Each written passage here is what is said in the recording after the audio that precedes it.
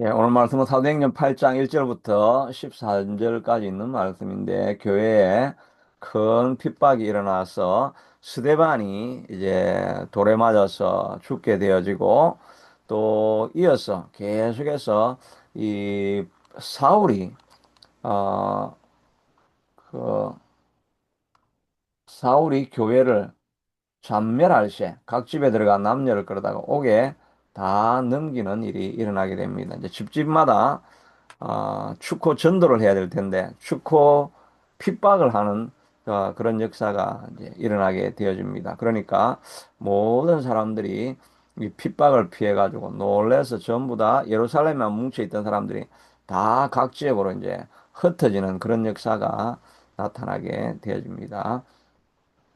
어, 핍박이 시작되었다고 하니까 옛날에 제가 기억에 났던 게 옛날에 샘물교회 배형규 목사님이 그때가 아프간이었습니까? 거기 전도 여행 갔다가 중간에 도로에서 어, 버스가 어, 버스가 이렇게 이제 버스에서 잡혀가지고 그 다음에 뭐 몇 곳을 돌아다니고 이렇게 하면서 뭐 온 나라에 큰 뉴스거리가 되고 거기서 배형규 목사님이라는 분이 아, 순교를 하시게 되죠. 그래서 누구든지 그 중에서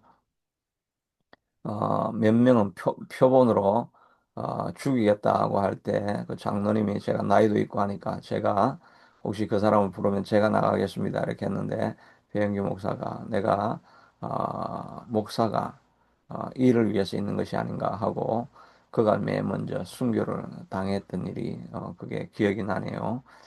정말 오늘날에도 순교가 일어나고 또 그 가장 핍박을 많이 받는 종교가 지금도 기독교죠. 이제 우리는 가나다 땅에 살아가니까 요즘 세상에 무슨 핍박이 있겠는가 이렇게 하지만 사실은 전 세계적으로는 제일 많이 핍박을 받고 있는 종교가 기독교고 또 뭐 아프리카나 이런 오지에서는 여전히 그 기독교를 믿는다고 하면 핍박을 많이 받고 또 뭐 아프간이나 이런 중동에서는 큰 어려움을 당하고 있는 거죠. 네, 지금도 핍박은 계속되고 있다는 것을 우리가 생각하면 우리가 우리도 이 신앙의 본질은 다 핍박을 받는 거 아닙니까? 여기 보면은 사도행전에 계속해서 나오는 이야기, 바울이 이야기는 전부 다 핍박받는 이야기죠. 핍박받고 죽음을 불사하고 복음을 전가하는 이런 일이 이제 있는데 우리는 전혀 그런 핍박이라는 게 없으니까 성경을 우리 삶에 적용하기가 참 곤란한 내용들이 많죠. 다 예수님도 그 핍박을 받을 때 기뻐하라고 하고 예수님도 계속 살아가면서 나머지 반 이야기는 핍박받는 이야기인데 우리는 그런 핍박이 없으니까 신앙이 이게 성경 말씀이 우리에게 구체적으로 적용되기가 참 직접적인 적용보다는 그냥 간접적인 이런 적용하는 그런 일들이 뭐 많죠. 물론 우리도 핍박이 이렇게 없는 건 아니죠. 우리 가운데서 내면적인 그런 핍박이 있죠. 그냥 하나님 말씀대로 살아야 된다. 그렇게 하면 또 말씀대로 뭐 살면은 너무나 어려움이 있으니까 편한 길로 가자. 이렇게 하면서 핍박을 당하기도 하고 또 교회 안에서도 오늘날 교회 안에서도 서로 뭐 갈등과 알력 이런 것 때문에 또 진리대로 이렇게 하려고 하면 핍박을 받고 뭐 그런 면들이 이제 간접적인 핍박은 있죠. 근데 실제적으로 진짜 핍박을 받는 일은 없는데 근데 우리 교회의 본질은 핍박을 받는 거고 세상과 하나됨이 없이 하나 될 수가 없이 어떻게 그 벨리알과 그 예수 그리스도가 하나가 될 수가 있겠습니까? 세상에서는 세상과 계속 충돌하고 충격하고 살아가야 그게 이제 교회 생활을 바로 하는 것이 되는데 우리가 그런 경험들을 많이 못하는 것은 우리도 세상을 따라서 살아가고 있기 때문에 아니겠는가 하는 생각을 우리가 해보면서 우리가 거슬러 올라가야 됩니다. 세상이 우리를 편하게 만들려고 하고 세상이 우리를 우리에게 이생의 자랑과 안목의 정욕과 육체의 정욕을 쫓아오라고 할 때 그걸 단호하게 거부하고 정말 하나님의 길을 걸어갈 때 그때 우리에게 핍박이 임하는 것이 되겠죠. 오늘 하루도 또 살아가면서 우리가 세상이 아니라 하나님을 또 쫓아가는 그런 삶이 되어야 될 것이라는 생각을 해보게 됩니다. 이제 복음이 일어나니까 이제 핍박이 다 일어나가지고 예루살렘에 있는 교회 큰 박해에 있어서 사도 외에는 다 유대와 사마리아 모든 땅으로 다 떠나가게 되는 일이 일어나게 되는 거죠. 하나님은 핍박을 통해서 그러나 이 일을 통해 가지고 핍박을 통하고 고난을 통해 가지고 일이 멈추어지는 것이 아니라 하나님께서는 그것을 통해서 더 새로운 일을 하기 위해서 핍박이 임하게 되는 거죠. 이제 옛날에는 그 사마리아 땅은 아무도 가지 않는 땅이었지 않습니까? 아수르가 정복할 때 유대인들은 다 쫓아내고 이방의 모든 민족들을 그 사마리아 땅에 살게 하다 보니까 통혼이 일어나 가지고 순수 유대인 혈통은 없고 하니까 이 유대에 있는 사람들은 우리는 순수 혈통이고 이쪽에 북쪽에 있는 사람들은 혼혈족이고 이러니까 정통성이 없다고 해서 이 사람들 인정하지 않게 되죠. 그래서 그 마을을 지나가지도 않고 다 둘러서 가고 이러면서 회피하던 땅인데 너무나 고난이 있으니까 그냥 황급하게 돌아볼 겨를도 없이 그 가지 않던 땅을 걸어가게 되어진 거죠. 우리도 환란이 있으면 하지 않던 일을 우리가 하게 되죠. 환란이 있으면 우리가 하나님 앞에 부르짖게 되어지고 또 하나님을 찾게 되어지고 기도원을 찾게 되고 뭐 어려운 일들이 있어도 그 자리를 계속해서 안 하던 일을 우리가 하게 되는 것을 보게 됩니다. 저도 이렇게 한 지금 2주간 금식을 아침 금식을 했습니다. 뭐 아침 금식이라고 해서 아침 금식이는 거뭐 별건 아닌 것 같기도 해도 저는 정말 그 뭐 아침밥을 안 먹으니까 막 몸이 쫙 늘어지고 뭐 이렇게 힘든 일들이 있는데 이런 것들도 다 어려움이 없이는 뭐 금식은 생각해 보지도 할 수 없었는데 어려운 일이 생기니까 이제 금식도 해야 되겠다고 하고 한 번도 해보지 않는 일들을 하다 보니까 하나님과 더 가까이 되어지고 하나님을 더 많이 묵상하게 되어지고 어, 하나님과 가까이 가는 그런 일이 일어나게 되는 것입니다. 하나님은 때로는 우리 인생에 새로운 변화를 주기 위해서 생각하지도 못했던 그런 어려움을 당하게 하시고 가지 않던 길을 가보지 못한 곳을 다시 가게 만드는 그런 일이 있는 것을 보게 됩니다. 고난이 없이는 아무도 그렇게 어려운 길을 가려고 하지가 않죠. 근데 하나님께서 때로는 우리를 꽉 눌러가지고 더욱더 주님께만 가게 만드는 것이. 사도 바울도 고린도후서에 보면 우리가 마치 어, 그 사형장에 끌려가는 어, 그런 죽음이 바로 앞에 놓이는 그런 자리에 있었다고 하죠. 그래서 이제 오직 하나님만 의지하고 우리를 의지하지 않기 위해서 바울도 뭐 거의 죽음의 직전까지 가는 그런 일들을 겪게 했다고 이렇게 말하고 있는 것을 보게 됩니다. 바울은 뭐 몇 번이나 그런 돌에 쳐서 죽은 줄 알아서 버리기도 하고 이런 일들을 많이 당했는데 그럼에도 불구하고 또 바울도 세월이 지나니까 게을러지고 나태해지고 뭐 자기의 그 해왔던 그런 습관을 따라서 뭐 말씀을 전하기도 하고 뭐 그랬던 경우도 있었는가 보죠. 그러니까 우리가 마치 죽음이 바로 눈앞에 있는 것 같은 그런 자리에 떨어지게 만들어서 오직 하나님만 의지하고 사람을 자기의 경력과 또 능력을 의지하지 않게 만들어 주셨다라고 이렇게 바울도 그런 고백을 하는 것을 보면 바울도 나태해질 때가 있고 고난을 통해서 주님께 더 가까이 갔던 것을 보게 됩니다. 다윗도 하나님을 그렇게 마지막까지 그렇게 하나님을 사랑하지 않습니까? 정말 하나님을 사랑하는 사람이죠.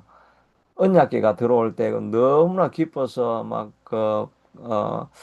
바지가랑이가 내려가는 줄도 모르고 춤을 출 만큼 정말 언약궤를 기뻐하고 그리고 하나님의 그 휘장이 텐트에 있는 것을 밖에 아닌 것을 보면서 하나님 내가 어떻게 하면 주님 집을 좀 더 아름답게 지을 수 있을까요? 하면서 성전을 짓기를 원했는데 솔로몬에게 넘어가게 되고 너는 피를 흘린 자니까 안 된다고 하니까 자기에 있는 모든 사제를 다 끌어모이 모으고 국고를 다 끌어모아 가지고 가장 아름다운 성전을 만들 준비를 다 하고 다윗이 하나님을 얼마나 사랑합니까?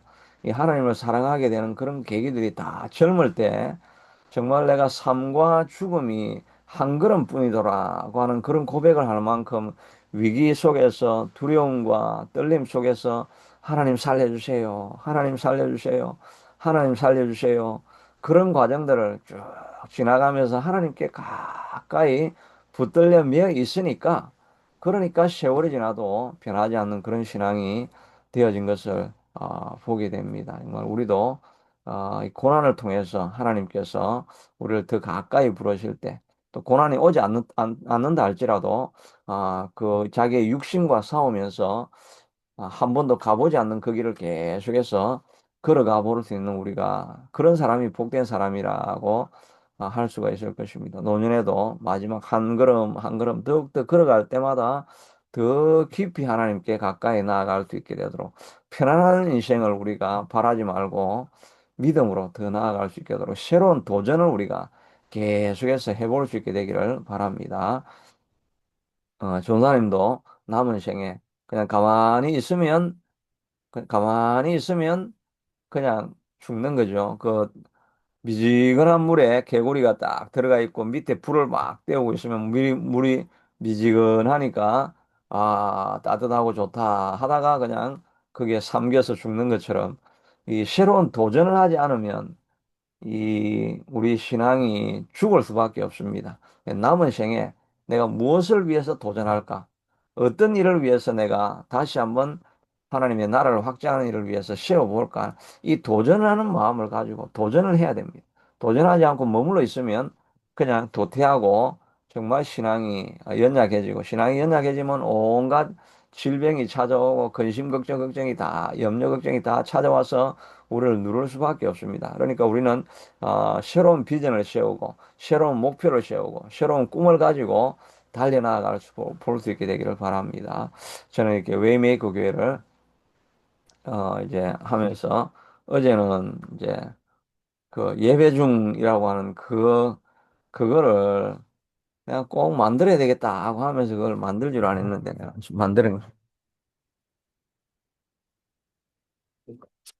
요 요거를 제가 만들어야 되는데 이, 이거를 지금 이제 제가 그 입구에 그 교회 십자가 긋고 하니까 요거를 딱 달아놔야 되는데 이거를 만드는데도 얼마나 시간이 오래 걸렸는지 모르겠습니다. 그냥 종이짝을 이렇게 붙여놓으니까 막 구겨지고 이렇게 하니까 하나님 보기엔 너무 죄송하고 이랬는데 이걸 달아 어떻게 해야 될까 이렇게 하다가 이걸 이제 하기로 이렇게 해가지고 어제 바로 가갖고 레미네이드 해가지고 이렇게 이제 하나 딱 만들어놔서 이렇게 감사한데 제가 이렇게 만들어내게 된 이유 중에 하나가 어제 이제 제가 설교 말씀을 준비하면서 그 스룹바벨의 성전을 짓다가 포기하지 않습니까? 그렇게 하니까 다시 스가랴가 나와가지고 그 성전 짓는 것을 포기하지 말고 계속해라고 하면서 큰 산아 내가 무엇이냐 스룹바벨 앞에서 평지가 될 것이니라 이런 힘으로 되지 아니하고 능으로 되지 아니하고 오직 나의 신으로 되느니라고 이렇게 말씀하시고 나서 그 스룹바벨의 다림질하는 이것을 작은 일이라고 멸시하는 자가 누구냐? 이 다림줄을 내릴 때 하나님 백성이 기뻐하리라 이 말씀이 본문이 나오거든요. 이게 다림줄 하나 이렇게 쭉 내려놓고 그래가지고 이제 측량을 하면서 성전을 한번 지어보자라고 하면서 첫 걸음을 내딛는 게 다림줄을 내는 거죠. 그렇게 하니까 사람들이 그 웃기는 일 하지 마라 이렇게 하면서 비웃는 소리도 많이 있는데 그런데 그 한 작은 일이라고 비웃는 자가 누구냐라고 말하면서 그 작은 일을 통해서 시작한다.